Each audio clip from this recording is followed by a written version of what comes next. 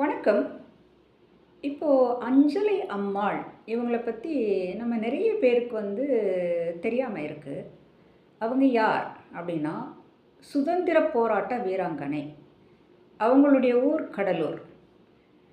And அவங்க சுதந்திர போராட்டத்தில் மகாத்மா காந்தி அடிகளோடு இணைந்து போராடி இருக்கிறார். இந்த உப்பு சத்தியாகிரகம், ஒத்துழையாமை இயக்கம் இதிலெல்லாம் அவங்க நிறைய பங்கெடுத்திருக்காங்க. அவங்க ஜெயிலுக்கு போயிருக்காங்க.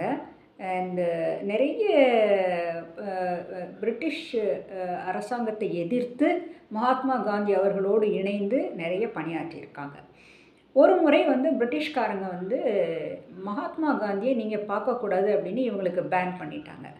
பட் இவங்க என்ன தைரியம் பாருங்கள், இவங்க ஒரு புர்கா போட்டுட்டு போய் மகாத்மா காந்தியை பார்த்து மீட் பண்ணி, அது மட்டுமல்ல மகாத்மா காந்தியை ஒரு ரிக்ஷாவில் வச்சு இவங்களே இழுத்துட்டு வந்ததாகவும் இருக்குது. சிலர் குதிரை வண்டியில் வந்ததாகவும் சொல்கிறாங்க. எது சரின்னு சரியாக தெரியல.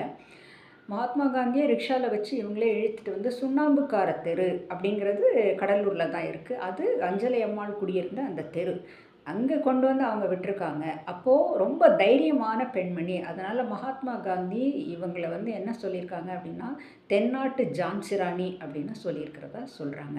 ஸோ அஞ்சலை அம்மாளுடைய விஷயங்கள் நமக்கு இப்போ தான் தெரிய வருது. இப்போ பாருங்கள், எந்த ஒரு விஷயமாகட்டும் ஹிஸ்ட்ரி அப்படின்னு நம்ம பார்த்தோம்னாலே ஹிஸ் ஸ்டோரி அப்படின்னு தான் இருக்குது. ஆண்களின் கதைகள் தான், வரலாறு தான் நிறைய சித்தரிக்கப்படுகிறது. ஹர் ஸ்டோரியும் சேர்ந்தது தாங்க ஹிஸ்ட்ரி. அப்படி தானே? நன்றி.